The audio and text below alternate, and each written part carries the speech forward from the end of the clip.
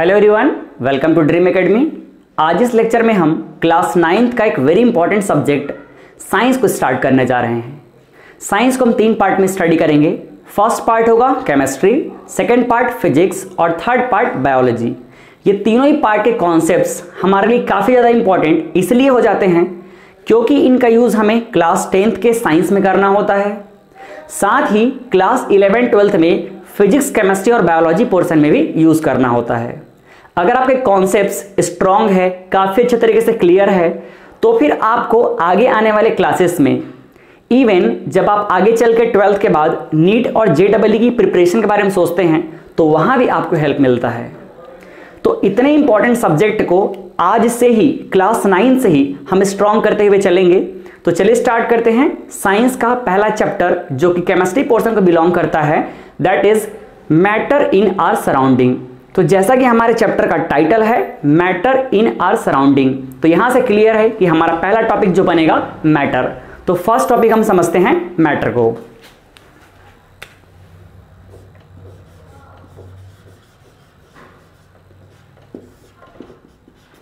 So what is matter? Matter is anything that has mass and occupy space. हर वो चीज़ जिसका मास होता है और जो स्पेस ऑक्यूपाई करता है मैटर कहलाता है। जैसे एग्जांपल देखें तो मेरे हाथ में ये मार्कर है, इस मार्कर का कुछ ना कुछ मास ज़रूर है, साथ ही ये अगर मेरे हाथ में है तो इसकी प्लेस पे, सेम इसकी जगह पे मैं कोई दूसरा ऑब्जेक्ट नहीं रख सकता क्योंकि इसने उस स्पेस को ऑक्यूपाई कर लिया है। तो ये क्या है? मैटर है। ऐसे ही इस यूनिवर्स में जितनी भी चीज़ें हैं जिसका मास और स्पेस ऑक्यूपाई नेचर होता है वो क्या कहलाएगा? मैटर। इवन आप भी, फैन, टेबल, वाटर, एटमॉस्फेयर में प्रेजेंट गैस, ये सभी क्या हैं? मैटर हैं। आप भी मैटर हैं, हम भी मैटर हैं। क्यों? अगर आप किसी चेयर पे बैठे हैं तो उस चेयर पे उस समय में कोई दूसरा इंसान नहीं बैठ सकता क्योंकि आपने उस स्पेस को ऑक्यूपाई कर लिया है और आपका मास तो है ही। तो क्लियर है मैटर क्या है? Anything that has mass and occupy space is known as matter. इसको हम शॉर्ट में लिख लेते हैं। मैटर इज एनीथिंग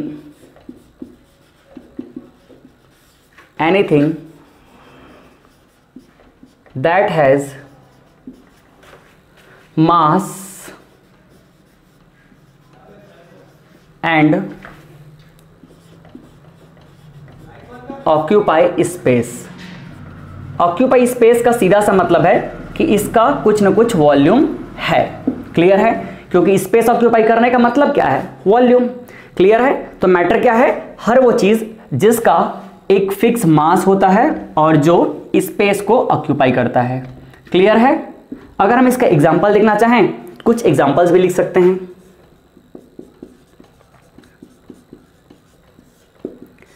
जैसे पेन, टेबल, चेयर, वाटर और एटमॉस्फेयर प्रेजेंट एयर, जितने भी गैसेस हैं ये सभी क्या हैं? मैटर के एग्जाम्पल हैं। क्लियर है? तो हमने अभी अपने चैप्टर का बिल्कुल बेसिक सा टॉपिक पढ़ा है मैटर। अब इस मैटर का स्टडी जो हम 2 पार्ट में करेंगे, फर्स्ट फिजिकल वाइज और दूसरा केमिकल वाइज। तो इसको हम अगला टॉपिक देंगे nature of matter. Next topic जो बनने वाला है ये है nature of matter. Nature of matter. तो इस मैटर के नेचर को हम 2 पार्ट में स्टडी करेंगे। फर्स्ट पार्ट होगा केमिकल नेचर, फर्स्ट पार्ट हम देख लेंगे फिजिकल नेचर को, फिजिकल नेचर, और सेकंड पार्ट में स्टडी करेंगे हम केमिकल नेचर को। केमिकल नेचर को मैंने सेकंड में लिखा, इसके पीछे रीजन है क्योंकि इस चैप्टर में, चैप्टर नंबर 1 में हम पूरी तरीके से फिजिकल प्रॉपर्टी को स्टडी करेंगे, फिजिकल नेचर को स्टडी करेंगे, और सेकंड चैप्टर में स्टडी करेंगे केमिकल नेचर को। तो अब यहां से हमारा अगला टॉपिक जो बनने वाला है वो है physical nature of matter. First है फिजिकल नेचर ऑफ मैटर।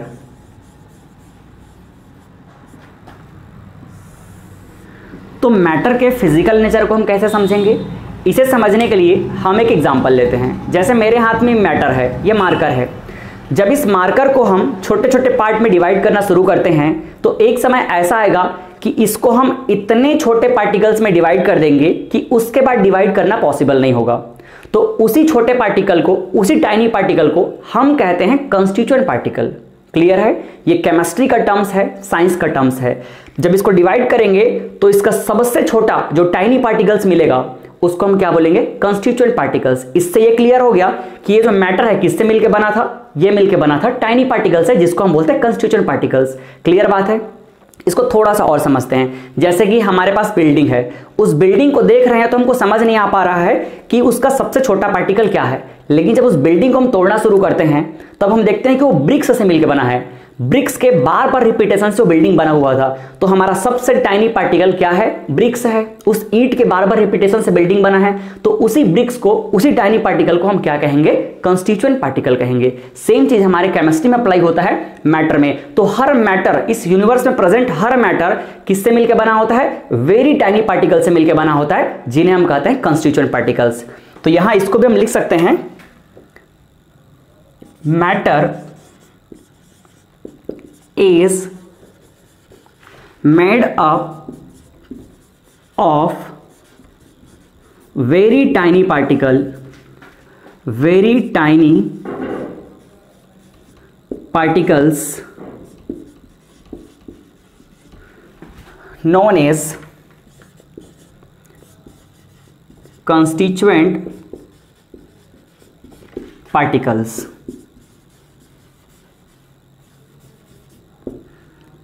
इस कंस्टिट्यूएंट पार्टिकल को हम आगे चल के शॉर्ट में सीपी से रिप्रेजेंट करेंगे। तो जब भी मैं सीपी बोलूंगा तो आप समझ जाइएगा कि उसका मतलब क्या है? Constituent particles. क्लियर है? तो कंस्टिट्यूएंट पार्टिकल्स क्या है? क्लियर हो गया। किसी भी मैटर को जब डिवाइड करेंगे तो उसका सबसे स्मॉलेस्ट पार्टिकल जिसके रिपीटेशन से वो बना हुआ है उसे हम क्या बोलेंगे? Constituent particles. अब ये कंस्टिट्यूएंट पार्टिकल क्या हो सकता है? केमिस्ट्री में थोड़े से और टेक्निकल चलते हैं, तो ये अलग अलग मैटर पे डिपेंड करेगा। स्टेबिलिटी के अकॉर्डिंग हो सकता है कि ये एटम हो सकता है कि मॉलिक्यूल हो सकता है कि आयंस हो। ये डिपेंड करेगा कि वो स्टेबल किस में है, जिसके बारे में हम आगे चल के काफी ज्यादा पढ़ने वाले हैं। तो हमारे लिए कोई वो चिंता करने की बात नहीं है। तो अगला पॉइंट इसमें हम और लिख सकते हैं, कंस्टिट्यूएंट पार्टिकल में भी क्या हो सकता है? में बी एटम्स, मॉलिक्यूल्स और आयंस। क्लियर है?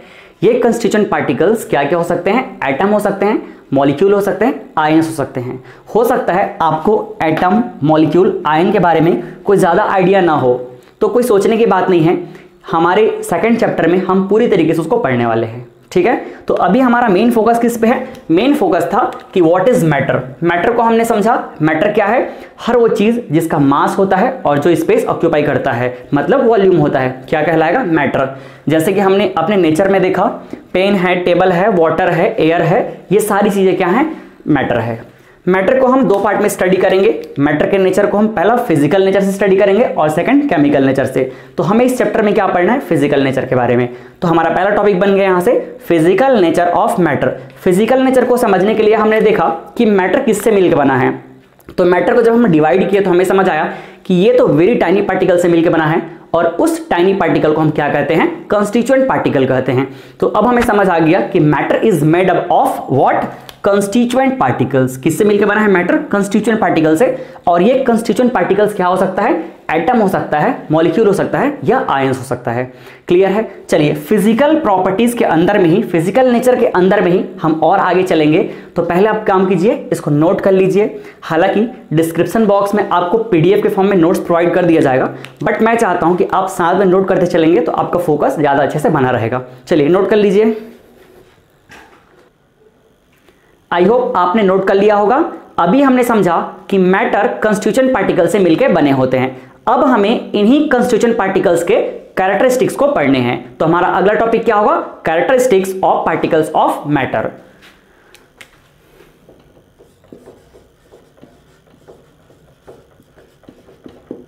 Characteristics of particles of matter.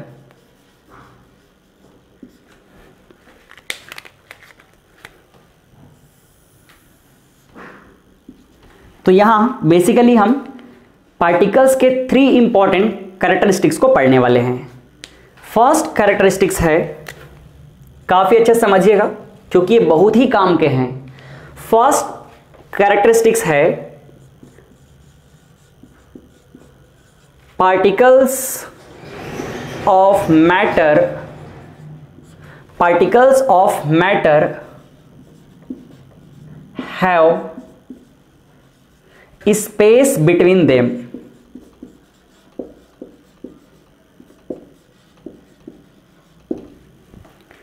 क्या लिखा हमने? Particles of matter have space between them. Space between them, matter के अंदर जो कंस्टिट्यूएंट पार्टिकल्स होते हैं उनके बीच में स्पेस होता है। अब कैसे होता है थोड़ा सा हम अपने लाइफ से रिलेट करके समझते हैं। जैसे मैंने एक कंटेनर में क्या किया, वाटर ले लिया, वाटर के मॉलिक्यूल्स को, पार्टिकल्स को मैं इस तरह से शो कर देता हूं। ये क्या है? वाटर के पार्टिकल्स हैं। क्लियर है? अब इस वाटर के पार्टिकल में हम क्या मिक्स कर देते हैं? शुगर मिक्स कर देते हैं। शुगर के पार्टिकल्स को इस तरह से मैं राउंड शेप में रख लेता हूं ताकि हमें समझने में आसानी हो। ये है शुगर के पार्टिकल्स। अब हम क्या करेंगे, हम इस शुगर को वाटर में ऐड कर देंगे। जैसे ही हम शुगर को वाटर में मिक्स करेंगे, इसके बाद हम क्या देखते हैं,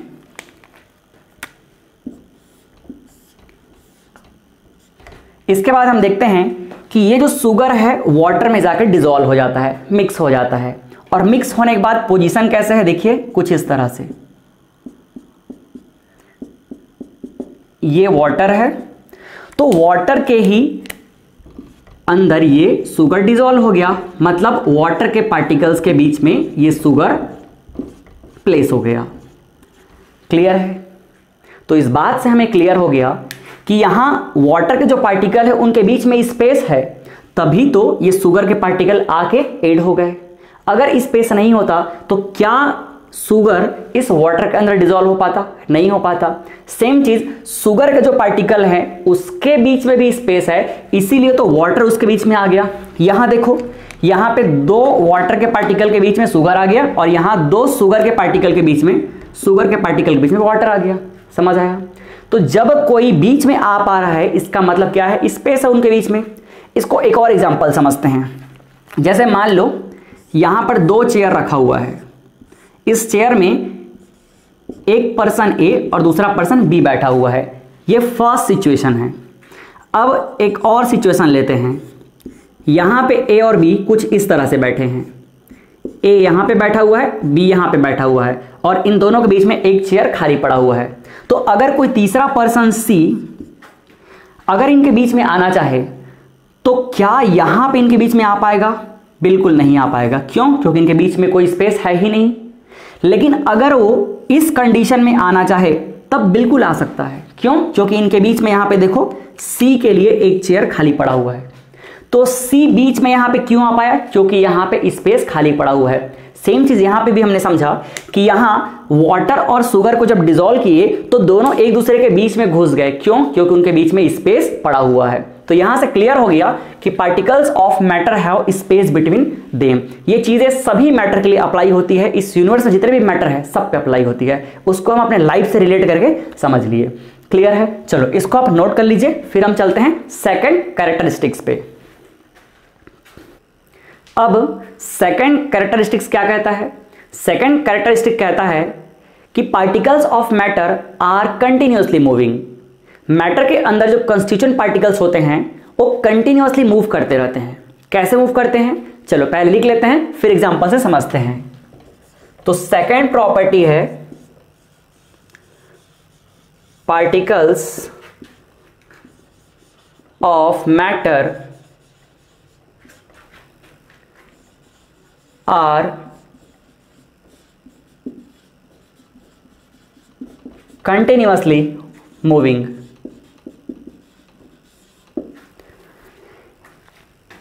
जैसे कि एग्जांपल लेते हैं, मान लो आपके घर में फ्लोर में आपने क्या किया, एक गिलास पानी गिरा दिया। तो आप देखेंगे कि वो जो पानी है धीरे धीरे फ्लो होने लग जाता है, बहने लग जाता है। तो बह क्यों रहा है? क्योंकि वहाँ वाटर के जो पार्टिकल्स हैं मूव कर रहे हैं ना, तभी तो फ्लो हो रहा है। तो इस एग्जाम्पल से क्लियर हो गया कि जो हमारा मैटर है वाटर, उसके अंदर के पार्टिकल्स मूव कर रहे हैं, तभी तो फ्लो हो रहा है। और एग्जाम्पल देख सकते हैं, जैसे आपने अपने रूम में एक कॉर्नर पे इंसेंस स्टिक जला दिया, आप देखते हैं कि कुछ समय बाद उसका सेंट पूरे रूम में फैल गया है। ऐसा क्यों हुआ? क्योंकि इंसेंस स्टिक से निकलने वाले गैस मूव करते करते पूरे रूम में फैल गए, तभी तो उसका सेंट पूरे रूम में फैल गया ना। तो गैस क्या है? वो भी एक मैटर है। तो यहां से क्लियर है कि मैटर के पार्टिकल क्या करते हैं? मूव करते रहते हैं। ठीक है, जैसे ये आपके घर का फ्लोर है, आपने फ्लोर पे क्या किया, यहां से ये ग्लास है, ये इस ग्लास में पानी है, वाटर है, आपने इस वाटर को यहां पे गिरा दिया। फिर आप देखते हैं कि धीरे धीरे ये क्या होने लगता है? फ्लो होने लगता है। तो फ्लो क्यों हो रहा है? क्योंकि इनके पार्टिकल्स मूव कर रहे हैं। अब ये मूव क्यों करता है? ये इंपॉर्टेंट क्वेश्चन हो जाता है। ये मूव इसलिए करते हैं क्योंकि इनके पास क्या है? एनर्जी है। कोई चीज क्यों मूव करता है? जब उसके पास एनर्जी रहेगा मूव करने के लिए, तभी तो मूव कर पाएगा ना। तो मूव करने के लिए जो एनर्जी होती है उसे हम केमिस्ट्री में कहते हैं काइनेटिक एनर्जी। तो यहां पे पार्टिकल्स मूव क्यों करते हैं? Because they have kinetic energy. Clear है? काइनेटिक एनर्जी क्या है? पार्टिकल्स को मूव करने के लिए जो एनर्जी की रिक्वायरमेंट होती है उसे हम कहते हैं काइनेटिक एनर्जी। और ये काइनेटिक एनर्जी इन पार्टिकल्स के पास होता है, that's why they continuously move. Clear है? चलिए अब हम पढ़ते हैं थर्ड नंबर की प्रॉपर्टी। तो पहले इसको नोट कर लीजिए, फिर थोड़ा स्पेस मेरे पास आ जाएगा, फिर अपन उसको भी देख लेते हैं।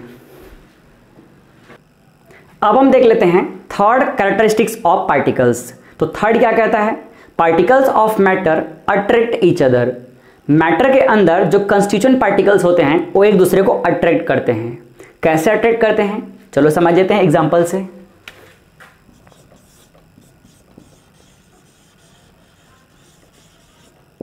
Particles of matter attract each other.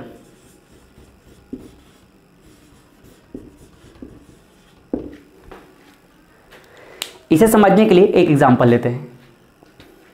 जैसे चलो एकदम सिंपल एग्जांपल लेते हैं। ये मेरे हाथ में मार्कर है, जब इस मार्कर को मैं ब्रेक करने के लिए फोर्स लगाऊंगा तो ये मार्कर क्या आसानी से ब्रेक हो जाएगा? नहीं होगा। मैं जो फोर्स लगा रहा हूं उसको ये मार्कर के पार्टिकल्स अपोज करेंगे। तो ये जब अपोज कर रहे हैं इसका मतलब क्या है? इसका मतलब ये है कि इनके पार्टिकल्स एक दूसरे को अट्रैक्ट करके रखे हुए हैं, होल्ड करके रखे हुए हैं, तभी तो ये आसानी से ब्रेक होना नहीं चाह रहा है ना, तभी तो ये एक स्ट्रक्चर के फॉर्म में है। तो ऐसा क्यों है? क्योंकि इनके पार्टिकल्स एक दूसरे को अट्रैक्ट करके रखे हुए हैं। इसके अलावा जैसे मान लो यहाँ पे एक आयरन का पीस है, इस आयरन के पीस को अगर हम हैमर से हिट करते हैं तो इनके जो पार्टिकल्स हैं इनके बीच में एक फोर्स ऑफ अट्रैक्शन वर्क करता है, एक दूसरे को अट्रैक्ट करते हैं, इसी वजह से ये आसानी से ब्रेक नहीं होंगे। एक और एग्जांपल देता हूं, एकदम लाइफ से रिलेटेड, तुरंत समझ जाओगे। मान लो ये टेप है, टेप नल। हालांकि टेप का मतलब नल ही होता है, बट हम घर में टेप नल करके बोलते हैं, इसलिए मैंने कॉमन लैंग्वेज में टेप नल बोल दिया। तो ये हमारे घर में एक टेप है, इस टेप में वाटर इस तरह से फ्लो होगा। जैसे हमने टेप ऑन किया वाटर इस तरह से फ्लो होने लग गया। ठीक है, ये इस तरह से वाटर फ्लो होने लग गया। अब हमको क्या करना है? आपको पिक में दिख रहा होगा, हमको करना क्या है? इसके फ्लो के बीच में अपने फिंगर को इस तरह से इंसर्ट कर देना है। जैसे हम वाटर के फ्लो के बीच में अपने फिंगर को इंसर्ट कर देंगे तब हम देख पाएंगे कि यहां जो वाटर का फ्लो है, जो पहले एक ही बंच के फॉर्म में नीचे जा रहा था, एक ही ग्रुप के फॉर्म में जा रहा था, अब ये डिवाइड हो गया कुछ इस तरह से। देखिए ये इस तरह से डिवाइड हो गया। हो सकता है 2 पार्ट में डिवाइड हो, 3 पार्ट में डिवाइड हो, बट ये अब डिवाइड हो गया हमारे फिंगर को इंसर्ट करने की वजह से। लेकिन जैसे ही फिंगर को रिमूव करते हैं हम देखते हैं कि वापस ये जो डिवाइड हुआ था ये फिर से कंबाइन हो गया, फिर से ये कनेक्ट हो गया। तो ये कनेक्ट हुआ क्यों? कनेक्ट इसलिए हुआ क्योंकि यहां जो डिवाइड हुए पार्टिकल से एक दूसरे को अट्रैक्ट कर लिए। क्लियर है? जैसे ही फिंगर हमने इंसर्ट किया पार्टिकल्स डिवाइड हो गए, दूर दूर हो गए। जैसे ही फिंगर रिमूव किया पार्टिकल्स फिर से कनेक्ट हो गए, क्योंकि वे एक दूसरे को अट्रैक्ट करते हैं। क्लियर है? तो इन एग्जांपल से हमने क्लियरली समझ लिया कि हमारा थर्ड नंबर का जो प्रॉपर्टी है, particles of matter attract to each other, क्या करते हैं? ये एक दूसरे को अट्रैक्ट करते हैं। क्लियर है? तो आज के लेक्चर में हमने बिल्कुल बेसिक इंट्रोडक्शन टॉपिक कवर किया है। मैटर क्या है ये हमने समझा, मैटर के फिजिकल प्रॉपर्टीज को हमने देखा, साथ ही हमने देखा कि इन पार्टिकल्स की क्या क्या कैरेक्टरिस्टिक्स हैं। तीनों कैरेक्टरिस्टिक्स को आपको ध्यान में रखना है। फर्स्ट क्या है? फर्स्ट है कि particles of matter have space between them, इनके बीच में स्पेस होता है। नेक्स्ट क्या देखा? Particles of matter are continuously moving, continuously move करते हैं। क्यों करते हैं? क्योंकि इनके पास काइनेटिक एनर्जी होती है। क्या होती है? इनके पास काइनेटिक एनर्जी होती है। क्योंकि ये सारे पॉइंट है ना आपको आगे हेल्प करेंगे जब हम इनको स्टेट में डिवाइड करेंगे, सॉलिड लिक्विड गैस में। आपको फील होगा कि हम एक्चुअल में जो साइंस है उसको अपने लाइफ से रिलेट कर रहे हैं। थर्ड हमने देखा कि particles of matter attract to each other, ये एक दूसरे को अट्रैक्ट करते हैं क्योंकि इनके बीच में फोर्स ऑफ अट्रैक्शन वर्क करता है। क्लियर है? तो आज का ये हमारा इंट्रोडक्शन लेक्चर को यही फिनिश करते हैं। आने वाले टॉपिक को अगले लेक्चर में कवर करेंगे। मिलते हैं नेक्स्ट लेक्चर में, तब तक के लिए bye bye, thank you, good day.